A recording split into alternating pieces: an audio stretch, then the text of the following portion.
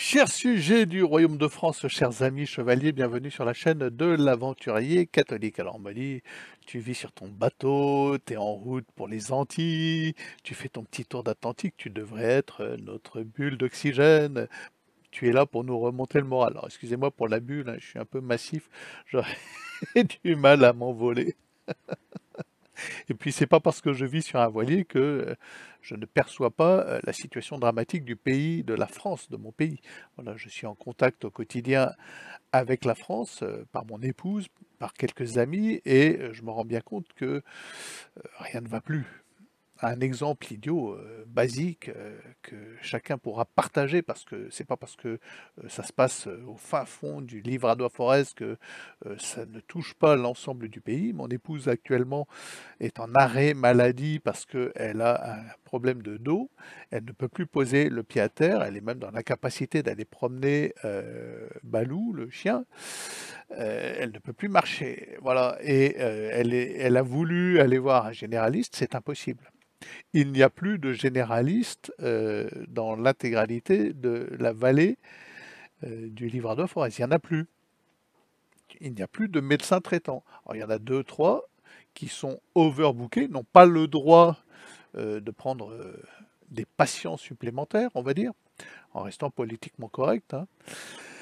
Nous en avions un il y a 12 ans, quand est-ce qu'on est arrivé? Oui, ça fait 12 ans en Auvergne, quand on a vendu notre voilier, on a pris un médecin traitant, voilà, ça s'est fait sans problème, mais aujourd'hui, c'est plus possible.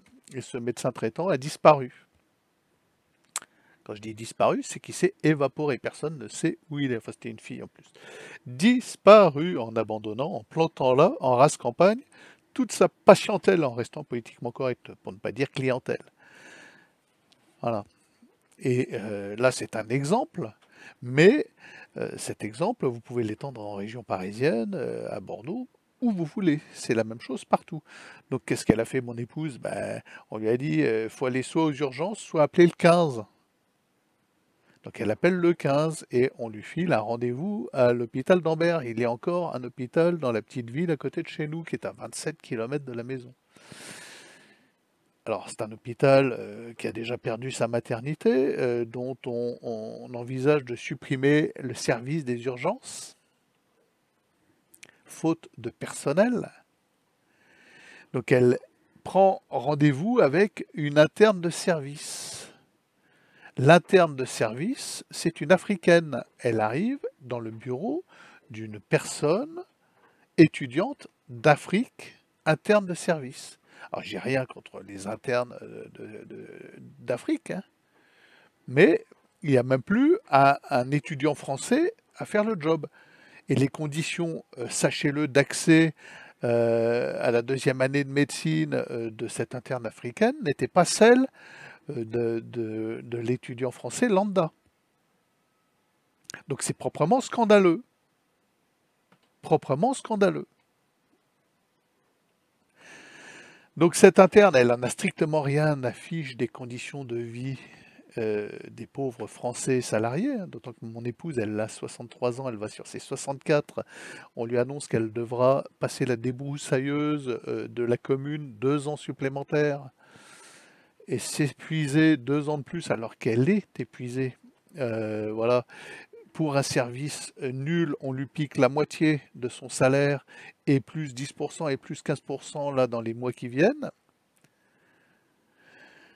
L'employeur verse l'intégralité double de son salaire à l'État avant même qu'elle ait passé le moindre coup de balai dans le cimetière municipal. Et on voit la situation française se dégrader complètement. Ça va très très très vite. Chez nous, ça s'est fait, quand je dis c'est une dizaine d'années, ça s'est fait dans les 5, ça s'est fait sous Macron. C'est simple, depuis les Gilets jaunes. Ça allait encore bien sous Hollande. On avait encore la santé à peu près accessible sous Hollande. Et ce phénomène-là, vous l'avez à tous les niveaux de tous les services. Il y avait une caserne de pompiers dans la petite municipalité en bas de chez nous. Elle a été délocalisée et ils ont relocalisé dans une municipalité avec une grosse caserne qui est à, on va dire, 25 minutes de chez nous, alors qu'on avait un service de proximité. Il n'y a plus ce service de proximité. C'est un autre exemple. Idem la gendarmerie. Les gendarmes de la petite ville en bas ont disparu. Ils ont été relocalisés dans la ville de moyenne importance et ils viennent en voiture assurer une permanence 2 fois par semaine. Voilà la France, voilà le service de la France. Et ils vont abandonner bientôt les gendarmes, ces locaux parce qu'ils ne sont plus en mesure de payer le loyer de cette petite gendarmerie à l'abandon, qui n'est plus entretenue, dont les volets sont en permanence fermés, où il n'y a plus une seule famille de gendarmes qui vit. Donc l'argent du salarié disparaît là dans un gouffre sans fond, abyssal, pour un service qui s'est totalement dégradé et délité. Et ça touche à tous les niveaux, l'alimentation, les supermarchés, les réseaux EDF, le réseau de gaz, tout est impacté actuellement et ça va très très très très vite. Vous allez ajouter à cela les manifestations monstres qui vont avoir lieu dans les semaines qui viennent, les agriculteurs qui vont refaire un blocus, alors je ne sais pas si ça fera pchit ou pas, plus l'impact que vont avoir les élections américaines. Je peux vous assurer qu'en ce moment, nous sommes dans une spirale, dans un maelstrom et une accélération de la dégradation de la situation en France. Il faut le voir. Alors moi, j'ai la chance d'avoir du recul, étant en même temps au courant et éloigné. Je ne suis pas trempé dans le bain et comme la grenouille sous laquelle on augmente la température et qui ne se rend pas compte qu'elle va mourir. Voilà. Moi, je vois de loin les bulles qui commencent à se former dans le fond de la casserole. Et la situation française est totalement dramatique. Alors pour revenir sur mon épouse, elle va devoir se rendre aux urgences de la petite antenne hospitalière de la ville pour faire renouveler son arrêt maladie parce que sa situation physique s'est dégradée dans les derniers jours. Elle ne peut plus poser le pied à terre là, elle ne peut plus aller promener le chien. C'est même pas question d'envisager, même de conduire. Elle devra se faire conduire. Donc plus de médecins traitants et donc catastrophe, avec des gens qui en ont plus rien à cirer, avec le fait est que si vous êtes en arrêt maladie, eh bien vous n'avez plus d'argent en France. Tout l'argent que vous avez versé à la sécurité sociale avec les jours de carence et tout ça, eh bien vous allez vous retrouver dans l'impossibilité de bouffer tout simplement, si vous êtes malade en France actuellement. Donc, les amis, excusez-moi de ne pas être la bulle d'oxygène sous prétexte que je vis sur un bateau. Il faut bien prendre conscience que depuis le 4 mars, je persiste, depuis le 4 mars, vous assistez là sous vos yeux à une destruction définitive de la France, de son tissu économique, de son tissu politique, destruction. N'en déplaise à tous les écolos collapsologues qui nous disaient oui, c'est le réchauffement climatique, donc bientôt c'est la fin de l'humanité, dans 12 ans si on ne fait rien et tout ça. Je suis désolé de vous le dire, je suis d'accord pour le collapse, mais il va venir beaucoup plus vite que vous ne le pensiez, beaucoup plus vite, et il vient par le bord économique et politique, il vient par cet aspect-là des choses.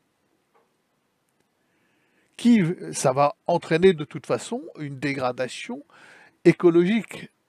Le fait est que les émeutes qui vont se survenir, la faim, les gens vont avoir faim, ça ne va pas arranger votre point de vue écologique, ça c'est sûr. Mais le collapse, il vient de l'économie et du mépris total de notre classe politique qui affiche maintenant clairement son mépris total. Et en France en particulier, qui est encore là à dire oui, nous vous avons sauvé avec la picouse à effet secondaire mortel, alors que partout dans le monde, tous les médias, même dans des pays frontaliers, avouent clairement qu'il y a eu une supercherie. Et on en est même maintenant à savoir, avec des sources fiables, que ces picous à effet secondaire mortel étaient d'origine militaire et que les Pfizer et compagnie servaient de paravent à l'armée pour vous inoculer on ne sait quoi. Et en France, ils sont tellement cyniques qu'ils sont prêts à remettre le couvert, à vous réimposer ce genre de soupe, mais cette fois-ci, ça ne sera pas sous forme de chantage affectif en vous disant «Ah, mais si vous ne le faites pas, vous ne pourrez plus aller au bar, au café, au théâtre et peut-être même vous serez viré de votre emploi». Là, c'est si vous ne le faites pas, on saisit vos biens. On en est là dans notre pays et le cynisme de nos gouvernants.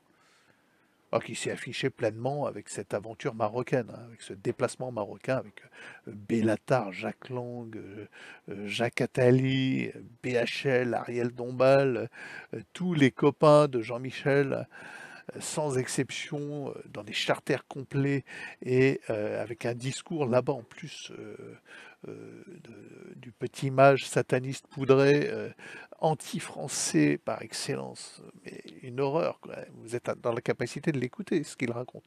Voilà. Et donc vous avez sous vos yeux, c'est pas une dégradation lente et progressive, c'est depuis le 4 mars, depuis la nouvelle constitution française mise sous presse le 8 mars, hein, mais ça s'est fait le 4 mars dans un grand non serviam, vous avez une accélération. L'issue pour ces gens-là qui ont pour mission de détruire, ils savent exactement ce qu'ils font, hein, les Macron et compagnie, ils sont payés pour détruire. Ils savent très bien l'impact civilisationnel qu'aura la nouvelle constitution, ils le savent. D'entériner de manière constitutionnelle la loi de mort soutenue par tous les crétins gauchistes, mais les imbéciles qui sont là, oui, mais c'est le droit des femmes, c'est la liberté. Ah bon? Tu trouves ta liberté dans l'iniquité et le mensonge. T'as pas un peu le cerveau inversé, mon gars? Pas bon. Je vais pas vous faire un cours de philosophie, c'est pas le but. Mais on voit bien que depuis cet instant-là de cynisme, de ricanement, on voit le ricanement, vous regarderez cette vidéo de Dupont-Moretti mettant sous presse avec son ricanement, avec la chanson de l'autre, Rita Mitsuko, là. Mais c'est ignoble, c'est ignoble. Ils savent ce qu'ils font, ils savent où ils conduisent le pays, ils connaissent l'effet destructeur. Et depuis ce temps-là, depuis ce moment-là, ils affichent leur cynisme et leur mépris pour la population. Et c'est dramatique, ce qui se passe en ce moment est dramatique. Voilà. Et leur seule issue d'accélération, eux, parce qu'ils veulent aller très vite, parce que leur temps est compté, c'est la guerre. Où nous allons droit. Alors excusez-moi de ne pas être la bulle d'oxygène que vous attendiez. Je vous le dis depuis des mois, vous devez tous, autant que vous êtes, ployer le genou devant le Créateur. Il n'y a pas d'autre issue. Il n'y a pas d'autre issue que Jésus-Christ. Voilà, vous ne pouvez plus continuer à descendre le fleuve de l'insouciance. Il n'y a plus d'insouciance en France. En France, les gens se demandent comment ils vont survivre. Même les retraités un peu nantis. Alors ceux qui ont des enfants et qui assistent eh bien, à la lente dégradation des conditions de travail de leurs enfants, ces retraités-là, ils ne peuvent pas rester les boomers allant, voyageant sur les paquebots de luxe. Ça continue, ça va encore continuer un moment. Ça va encore continuer un moment. Là, c'est un élastique de lance-pierre qui est tendu, tendu, tendu, tendu, qui est relâché. Et on est à l'instant où l'élastique est relâché. Et il continue dans sa dynamique pendant un temps, jusqu'à ce qu'il retombe. On n'est plus sous tension là, il se passe quelque chose de dramatique. Et on est en train d'assister à ce collapse. On est en plein dedans. Alors moi, je suis pas à l'abri du tout sur mon voilier, hein, ne croyez pas ça. Alors, j'ai un instrument qui peut me permettre de voyager, je dépends de la météo. Au pire, si ça se dégrade là, je peux aller en face, mais en face, aux Antilles, en Martinique, en Guadeloupe, en France, c'est pas mieux. C'est en train de partir en quenouille complètement, avec des dieudonnés, excusez-moi, qui sont en ce moment là-bas en train d'attiser les flammes. À chaque fois que Dieudonné, Mbala Mbala, le comique que je trouve drôle au demeurant, mais qui devrait se contenter de faire ses spectacles, se pointe dans ces îles, Guadeloupe, Martinique, la situation sociale s'aggrave. Il va, vous écouter ses propos, il ne sert qu'à attiser les tensions sociales là-bas. Il n'y va pas du tout pour un apaisement collectif et un mieux collectif. Dieudonné, il a un logiciel de marxiste-léniniste quand il fait ces choses-là. Hein.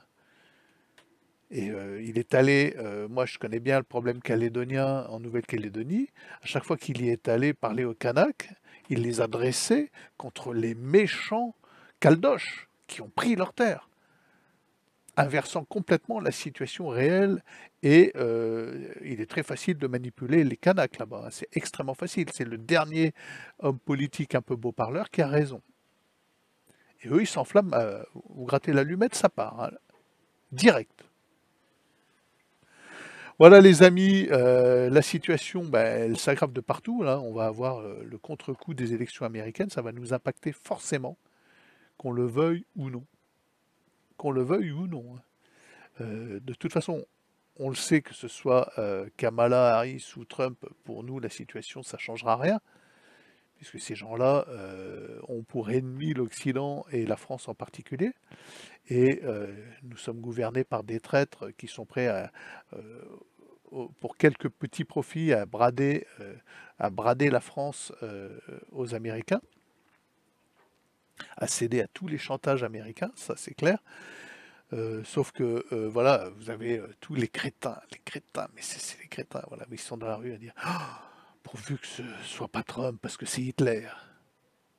Alors t'es là, tu leur dis, mais Kamala, c'est la guerre. Ah oui, mais c'est pour la paix. D'accord. Donc, dans le logiciel des débiles mentaux, pour la paix, il faut plus de guerre. Eh ben écoute, t'enverras tes gosses, toi, se faire trucider, mais pas le mien. Hein.